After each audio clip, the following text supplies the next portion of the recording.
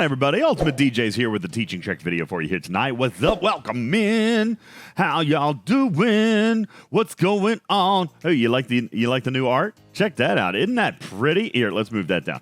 There we go. Look at that. Look at that. Isn't that nice? Captain Mark, shout out to you, buddy. Love your art. This is amazing. It's beautiful. I love it. I love the Enterprise. I love Pike. It's a great show. Did y'all watch the episode the other night? Yeah, it's good. Hey, what's going on, everybody? My name is UltimatDJz. Welcome into another teaching trick video. Today, a quick and dirty. Couldn't tell by the way we started it, but here we go. 7 minutes or less. Ladies and gentlemen, I'm here to talk to you about the brand new Holodeck. Let's check it out, okay? This is the Holodeck.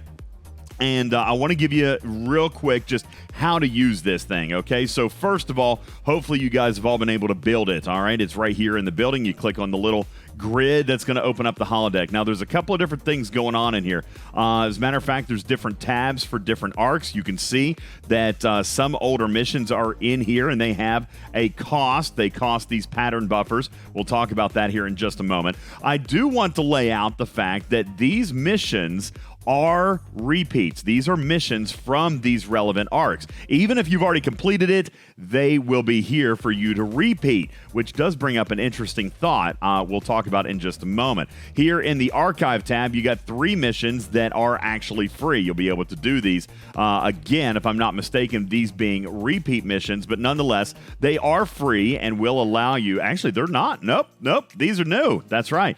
They will allow you to rerun or run these. These are relatively new, just related to some other arcs of the past, but they don't cost any pattern buffers. As a matter of fact, there is the silver screen event that is going on, not an event, but a mission. And right here, all right, it's called Silver Screen. I think there's a part 1 and a part 2, and do check.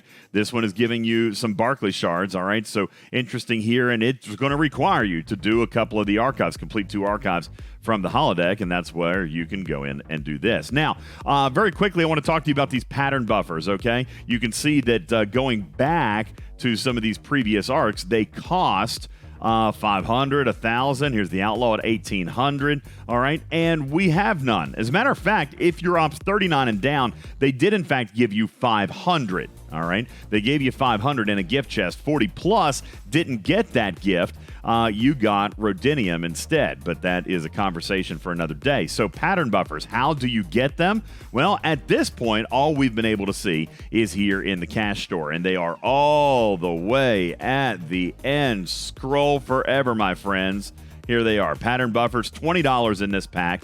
And truth be told, the pack is not horrid. For $20, it's not super great, okay? But at least it's not just the pattern buffers, all right? You got 2,000 pattern buffers. You got some resources, a few resources and materials. 40 million dill is not a bad thing. If you compare them to the $100 packs, but at least you're getting a little bit of value. But my point, the perspective I wanted to offer you today is what comes in the pattern buffers. Let's take a look at some of these missions, all right? Let's go back and see what is in here that we could repeat. We got the Borg starter. We got the Outlaw starter. That's costing 1,800, crazy enough. 1,000, 1,500, and then 1,000. What are these things giving you? Well, through the help of STFC.space, all you got to do is come into the missions tab, all right? You can search any of these missions to find out what might actually come included. Like, for example, we look at Captain's Log,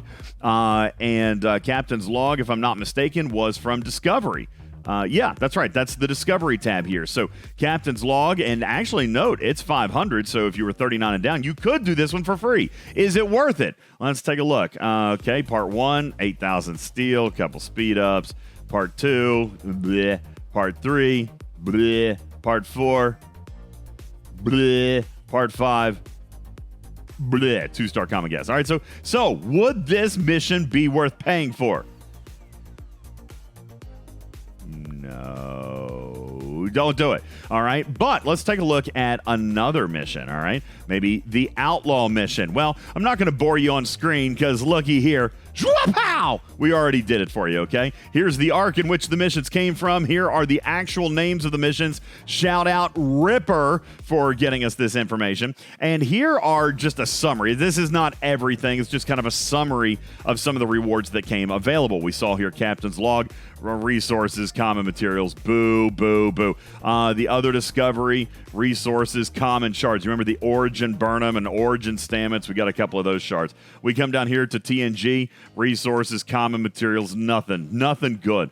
But take a look at these three that I highlighted. Now, let me be super clear. I am not recommending or encouraging anybody to go buy that pack, okay? Because I don't fundamentally like the fact that they're going to charge us to do old missions. But what might have been their thinking? What is in those missions that might be worth some value? And further, why include missions like these if they're just going to be pitfalls? But take a look at these three that I highlighted, okay? 8 1 of 11 shards, 800 ultras, and about 75 uncommon G3. That was in the Borg mission, A Voice in Darkness, okay? So at least getting some officer shards. Those are rare officer shards that are decent, some ultras. That's enough for 12 additional shards, so 20 officer shards here and about 75 uncommon G3. Not terrible when you take those and add them to the contents of the $20 pack maybe, and you'll remember that the pack had 2,000 transporter patterns, or transporter diode thingies, pattern buffers, that's what they were. Take a look at TOS. This one's not bad at all. That's epic shards. 10 TOS Kirk epic shards. There was a boatload of ultras, premiums, and some speed ups, okay? That was in the Now and Then. Let's take a quick peek at Now and Then. And then, all right, and you can see what you get to do and come through. Part 1 had nothing. Part 2, there are few. Here, let me blow this up. A couple of premiums there for you. Part 3, not a whole lot. 12 uncommon. Part 4, there's 4 of the Kirk shards and 400 ultras. Part 5, nothing really going. Part 6, nothing really there. 7, nada. 8, another 10 uncommon, but 600 premiums, which those are not valuable.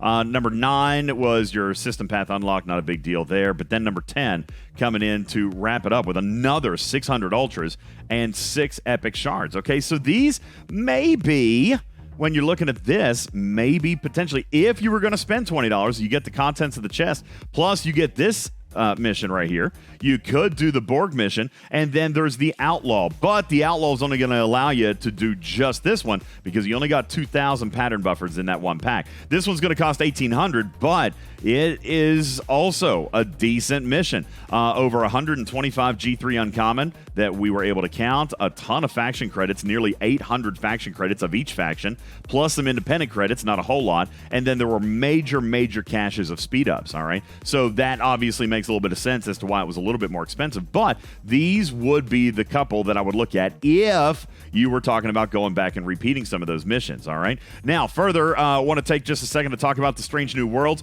taking a different currency. These are matrix diodes. These are essentially like the keys that we would have gotten in the Battle Pass prior to now, okay? The keys that we would get in the free track of the Battle Pass, you got them in a gift chest, and now we get to spend them here. As a matter of fact, tread lightly. There's an event, tread lightly. There's an event for that. There's also an event for when one door closes, and those events are actually paying rewards. If you take a look in your event list, let's see, where was one of them? Here's one, tread lightly. All right, lots of dill, some gas. All right, a completionist trophy. Then you come over to the one for when one door closes, you're getting the recruit tokens, the medals of honor for the Strange New Worlds chest, plus Pike and another completionist trophy. So there's some rewards in there just for doing these missions. And further, you don't have to claim the battle pass just for the sake of doing the missions. You could save the claim of your battle pass for a more strategic time because all of these are now here.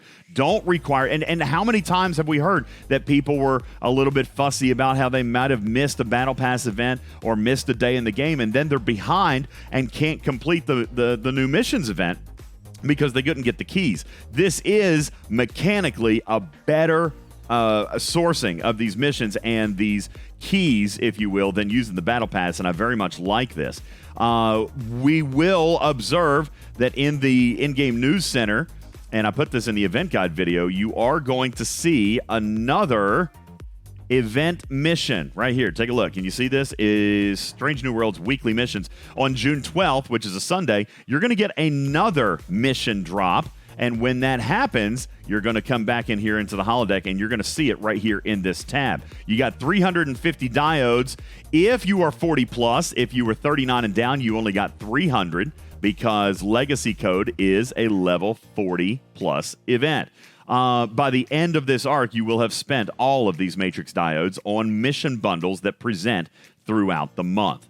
Ladies and gentlemen, that is your quick and dirty on the holodeck. Overall, not a bad mechanic, especially for missions, and allowing you the strategy to preserve your battle pass claims for when it might serve you, for example, during a recruiting event or something like that. Ladies and gentlemen, that is your quick and dirty on the holodeck. Overall, a good thing. A lack of communication and education came with the launch of this thing, but that's what you've got us for, ladies and gentlemen, to teach you about the holodeck. And there's the quick and dirty, okay? My name is UltimatDJz. Leave your questions down below. I'd be happy to answer them for you. Your comments, please do that as well. And be sure to subscribe while you're here. On our push to 10,000 subscribers, also click on the join button if you'd be interested in supporting the channel financially. We'd appreciate that. Also, like the channel. Subscribe, hit the like, and share it with your teammates. When we get to 10,000 subs, we will be giving away $1,000 in cash. And that's exciting. My name is UltimatDJz from the Teaching Trek